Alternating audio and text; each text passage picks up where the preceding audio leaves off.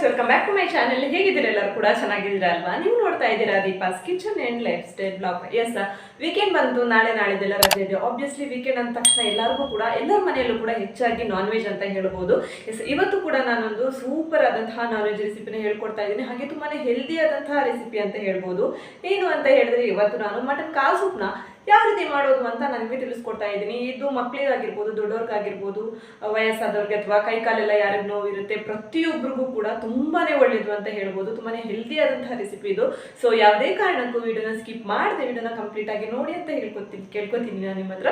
S, ಏನಿದ್ರೆ ಯಾವ ರೀತಿ ಮಾಡೋದು, ಇದಕ್ಕೆ ಏನೇನು ಸಾಮಗ್ರಿಗಳು ಬೇಕು ಅನ್ನೋದನ್ನ ನೋಡ್ಕೊಂಡು ಬರೋಣ ಬನ್ನಿ. ಎಸ್ ಗೈಸ್, ಮಟನ್ ಕಾಲ್ ಸೂಪ್ನ ಯಾವ ರೀತಿ ಮಾಡೋದು ಅಂತ ನೋಡ್ಕೊಳ್ಳೋಣ. ಇಲ್ಲಿ ಫ್ರೆಶ್ ಆಗಿ ನಾನು ಮಟನ್ ಕಾಲನ್ನ ತೊಗೊಂಡು ಬಂದಿದ್ದೀನಿ, ಕಟ್ ಮಾಡ್ಕೊಂಡು ತೊಗೊಂಡು ಬಂದಿದ್ದೀನಿ. ಇಲ್ಲಿ ನೀವು ನೋಡ್ತಾ ಇರ್ಬೋದು. ಇದನ್ನ ಇವಾಗ ಚೆನ್ನಾಗಿ ನಾವು ವಾಶ್ ಮಾಡ್ಕೊಳ್ಬೇಕು.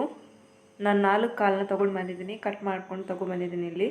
ಇದನ್ನ ಇವಾಗ ಚೆನ್ನಾಗಿ ವಾಶ್ ಮಾಡ್ಕೊಳ್ಬೇಕು ನಾವು. ಏನೂ ಇಲ್ಲ ಅಂತ ಹೇಳಿದ್ರೆ ಒಂದು 3-4 ಸಲ ಇದನ್ನು ಚೆನ್ನಾಗಿ ವಾಶ್ ಮಾಡ್ಕೊಳ್ಬೇಕಾಗುತ್ತೆ.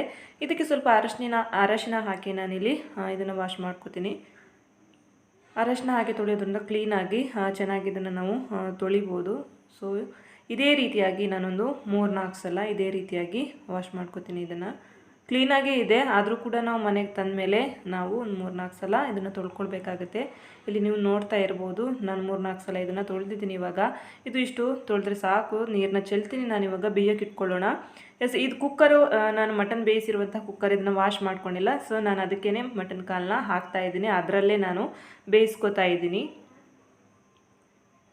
ಇದಕ್ಕೆ ಇವಾಗ ನಾನು ಇಷ್ಟು ದೊಡ್ಡ ಶುಂಠಿ ಬೇಕು. ಇದಕ್ಕೆ ದೊಡ್ಡದಾಗಿ ಕಟ್ ಮಾಡ್ಕೊಂಡು ಹಾಕ್ಕೊಳ್ಬೇಕು. ತುಂಬ ಸಣ್ಣಕ್ಕೆ ಹೆಚ್ಕೋಬಾರ್ದು. ಇದನ್ನು ದೊಡ್ಡದಾಗಿ ಕಟ್ ಮಾಡಿಟ್ಕೊಂಡ್ರೆ ಸೂಪ್ ಕುಡಿಯುವಾಗ ಸೈಡಿಗೆ ಎತ್ತಿಟ್ಟಿರ್ಬೋದು. ಇಲ್ಲಾಂದರೆ ಮಕ್ಕಳು ಏನಾದರೂ ಕುಡಿದ್ರೆ ಖಾರ ಆಗುತ್ತೆ ಅವ್ರಿಗೆ. ಇಲ್ಲಿ 10-12 ಇಸ್ಲಾಗುವಷ್ಟು ಬೆಳ್ಳುಳ್ಳಿನ ಹಾಕ್ತಾಯಿದ್ದೀನಿ, ಸಿಪ್ಪೆ ಸುಲಿದು ಹಾಕ್ತಾಯಿದ್ದೀನಿ.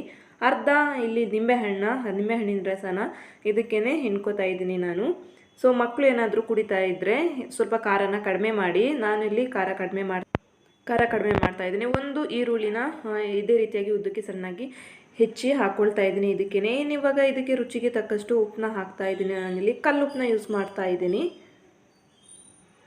ಆನಂತರ ಪೆಪ್ಪರ್ ಹಾಕ್ತಾ ಇದ್ದೀನಿ. ಇವಾಗ ಸ್ವಲ್ಪ ಹಾಕ್ತಾ ಇದ್ದೀನಿ, ಖಾರ ನೋಡಿಕೊಂಡು ಆಮೇಲೆ ಬೇಯಿಸಿ ಆದಮೇಲೆ ನಾವು ಪೆಪ್ಪರ್ನ ಹಾಕ್ಕೊಳ್ಬೋದು. ಇವಾಗ ಸ್ವಲ್ಪನೇ ಪೆಪ್ಪರ್ ಹಾಕ್ತಾ ಇದ್ದೀನಿ.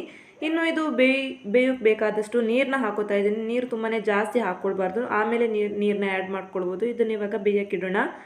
ಎಸ್, ಮಟನ್ ಸೂಪ್ ಚೆನ್ನಾಗಿ ಬೆಂದಿದೆ. ಇವಾಗ ಕಾಲ್ ಸೂಪ್ ನೀವು ನೋಡ್ತಾ ಇರ್ಬೋದು ಎಷ್ಟು ಚೆನ್ನಾಗಿ ಬೆಂದಿದೆ ಅಂತ.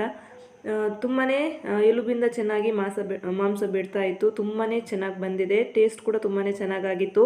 ನೀರು ಎಕ್ಸ್ಟ್ರಾ ಆ್ಯಡ್ ಮಾಡ್ತಾ ಇದ್ದೀನಿ. ಒಮ್ಮೆಲೆ ನೀರು ಜಾಸ್ತಿ ಹಾಕಿದ್ರೆ ಸೀಟಿ ಆಗುವಾಗ ಎಲ್ಲ ಹೊರಗಡೆ ಬಂದುಬಿಡುತ್ತೆ. ಸೊ ಅದಕ್ಕೋಸ್ಕರ ಇಲ್ಲಿ ನೋಡ್ತಾ ಇರ್ಬೋದು ನೀವು, ಮಟನ್ ಇದು ಕ್ಲಿಯರ್ ಸೂಪ್ ನೀವು ನೋಡ್ತಾ ಇದ್ದೀರಾ ಅಲ್ವಾ.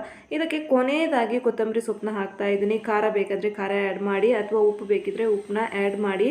ಎಷ್ಟು ಚೆನ್ನಾಗಿ ಬಂದಿದೆ ನೀವೇ ನೋಡ್ತಾ ಇದ್ದೀರಲ್ವ. ಆರೋಗ್ಯಕ್ಕೆ ತುಂಬಾ ಉತ್ತಮವಾದಂತಹ ಒಂದು ಸೂಪ್ ಅಂತ ಹೇಳ್ಬೋದು. ಇದನ್ನು ಬಾಣಂತಿಯರಿಗಾಗಲಿ ಅಥವಾ ದೊಡ್ಡವ್ರಿಗೆ, ವಯಸ್ಸಾದವ್ರಿಗೆ ಎಲ್ಲರಿಗೂ ಕೂಡ ಇದು ತುಂಬಾ ಒಳ್ಳೆಯದು. ತಿಂಗಳಲ್ಲಿ 1-2 ಸಲ ಆದರೂ ಮಟನ್ ಕಾಲ್ ಸೂಪ್ನ ಕುಡಿಬೇಕು. ಒಂದು ಬೌಲ್ಗೆ ಸರ್ವ್ ಮಾಡ್ಕೋತೀನಿ ನಾನಿವಾಗ. ಎಸ್, ನೋಡ್ತಾ ಇದ್ದೀರಲ್ವಾ ಎಷ್ಟು ಚೆನ್ನಾಗಿ ಬಂದಿದೆ ಅಂತ. ಖಂಡಿತವಾಗ್ಲೂ ಇದನ್ನು ನೀವು ಕೂಡ ಟ್ರೈ ಮಾಡಿ. ನೋಡಿದ್ರಲ್ವ ಮಟನ್ ಕಾಲ್ ಸೂಪ್ನ ಯಾವ ರೀತಿ ಮಾಡೋದು ಅಂತ. ಇದಕ್ಕೆ ಎಕ್ಸ್ಟ್ರಾ ಏನು ಒಂದು ಮಸಾಲ ಆಗಲಿ ಏನೂ ಇಲ್ಲ, ತುಂಬಾ ಸಿಂಪಲ್ ಆಗಿ ಮಾಡೋದನ್ನ ತಿಳಿಸ್ಕೊಟ್ಟಿದ್ದೀನಿ ನಾನು ನಿಮಗೆ.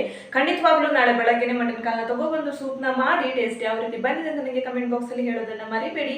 ನಿಮ್ಮೆಲ್ಲರ ಕಮೆಂಟ್ ಕೂಡ ನಾನು ಓದ್ತಾನೆ ಇರ್ತೀನಿ. ಇವತ್ತಿನ ನನ್ನ ವಿಡಿಯೋ ನಿಮ್ಮೆಲ್ಲರಿಗೂ ಇಷ್ಟ ಆಯಿತು ಅಂತ ಅನ್ಕೋತೀನಿ. ವಿಡಿಯೋ ಇಷ್ಟ ಆದರೆ ಶೇರ್, ಲೈಕ್, ಕಮೆಂಟ್ ಹಾಗೂ ಸಬ್ಸ್ಕ್ರೈಬ್ ಮಾಡೋದನ್ನ ಮರಿಬೇಡಿ. ನೀವು ಮಾತ್ರ ನೋಡೋದಲ್ಲಿ ನನ್ನ ವಿಡಿಯೋನ ನಿಮ್ಮೆಲ್ಲ ಫ್ರೆಂಡ್ಸ್ ಆ್ಯಂಡ್ ಫ್ಯಾಮಿಲಿ ಜೊತೆಗೆ ಶೇರ್ ಮಾಡ್ಕೊಳ್ಳಿ ಅಂತ ಕೇಳಕ್ಕೆ ಇಷ್ಟಪಡ್ತೀನಿ.